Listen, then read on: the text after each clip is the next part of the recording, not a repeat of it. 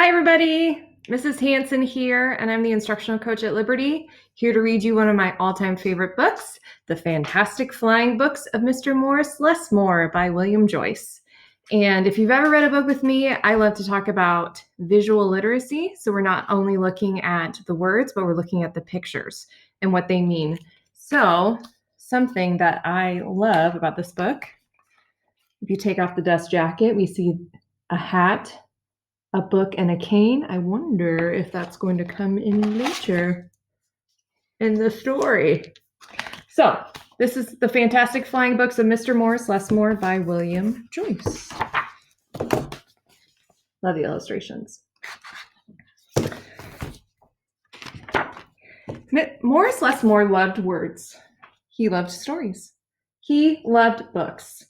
His life was a book of his own writing, one orderly page after another. He would open it every morning and write of his joys and sorrows, of all that he knew and everything that he hoped for. But every story has its upsets. One day, the sky darkened.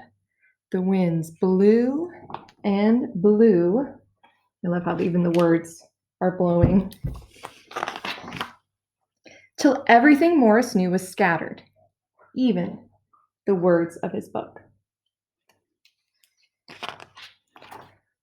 He didn't know what to do or which way to go, so he began to wander and wander. Then a happy bit of happenstance came his way. Rather than looking down, as had become his habit, Morris Lessmore looked up. Drifting through the sky above him, Morris saw a lovely lady. She was being pulled along by a festive squadron of flying books. Morris wondered if his book could fly, but it couldn't. It would only fall to the ground with a depressing thud. The flying lady knew Morris simply needed a good story, so she sent him her favorite. The book was an amiable fellow and urged Morris to follow him.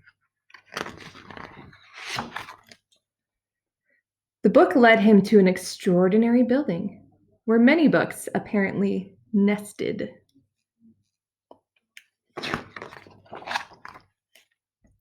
Morris slowly walked inside and discovered the most mysterious and inviting room he had ever seen. It was filled with the fluttering of countless pages, and Morris could hear the faint chatter of 1,000 different stories, as if each book was whispering an invitation to adventure. Then his new friend flew up to him and landed on his arm, and held itself open as if hoping to be read. The room rustled to life, and so Morris's life among the books began. Morris tried to keep the books in some sort of order, but they always mixed themselves up. The tragedies needed cheering up and would visit with the comedies. The encyclopedias, weary of facts, would relax with the comic books and fictions. All in all, it was an agreeable jumble. Morris found great satisfaction in caring for the books, gently fixing those with fragile bindings and unfolding the dog-eared pages of others. Love how you can see there's a crack in the book with some little tape on it as he's fixing it. And then we have the doctor, and there's a little heart monitor over there. Love it. Sometimes Morris would become lost in a book and scarcely emerge for days.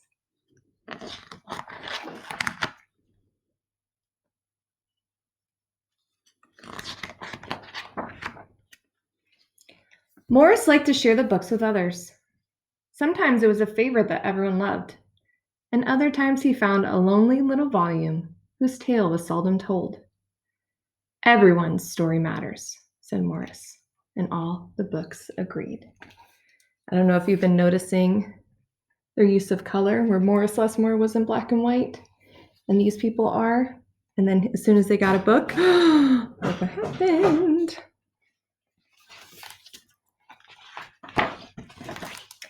At night, after all the stories that needed telling had been told, and everyone had settled down to their proper places on the shelves, the great big dictionary would get in the last word. See. It was then that Morris Lessmore would once again write in his own book. He wrote of his joys and sorrows, of all that he knew and everything he hoped for.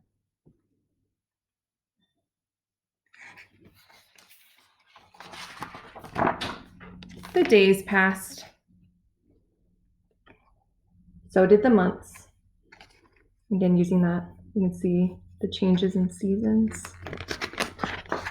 And then years. And years. And Morris Lessmore became stooped and crinkly.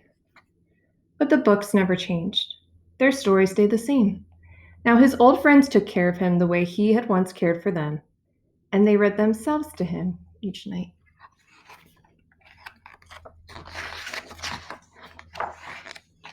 Then one day, he filled the last page in his book. He looked up and said with a bittersweet sigh, "I guess it's time for me to move on."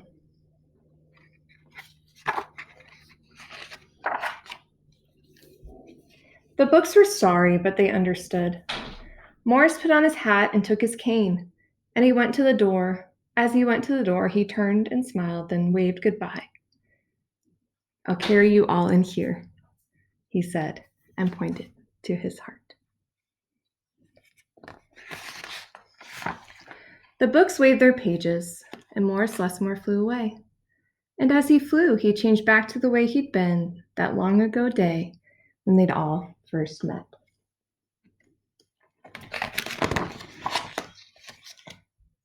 The books were quiet for a while. Then they noticed that Morris Lessmore had left something behind. "It's his book," said his oldest friend. Inside was Morris's story, all of his joys and sorrows, all that he knew, and everything that he hoped for.